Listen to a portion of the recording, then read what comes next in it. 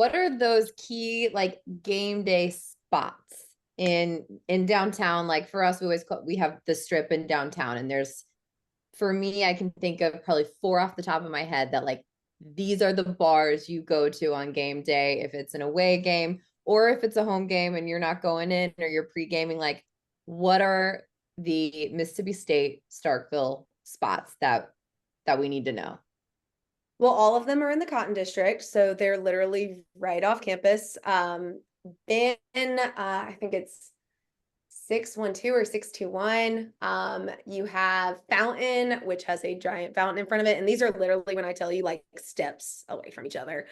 They are right next to each other. I know they've added a couple more that people tend to frequent since I've graduated, but I do not know their names. I also was not the biggest bar scene person. To get me out after dancing for 4 hours on game day was a feat. I did go out, I know, once, but again, it was always to the Cotton District. That's always where typically everyone went on game day weekend, even if we weren't playing in town. We have like a festival. Oh, I'm trying to think of the name. Like Dog Fest. Or Bulldog Bash. Bulldog Bash is held like the first SEC weekend, and they literally close down the Cotton District, and that's where they hold it. So that is literally the place to go as far as like bars and nightlife in Starkville. Now, downtown Starkville does have excellent food, and you have like the Cliche bookstore and things like that, and like more of your local shops. And I mean, but they are phenomenal. Starkville Cafe is my absolute favorite. To me, that is a breakfast must if you come to Starkville. People do try to pack it out on game day, but if you get in, I mean, good for you. But local food, locally made, sweetest ladies you could possibly imagine, and just the best breakfast you will ever eat. Definitely, for sure.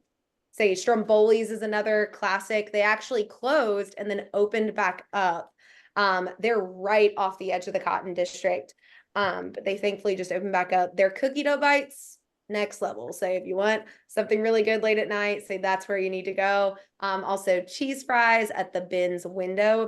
That's like always a classic. But if you haven't had a little something, maybe to indulge upon, I've heard they don't taste as good.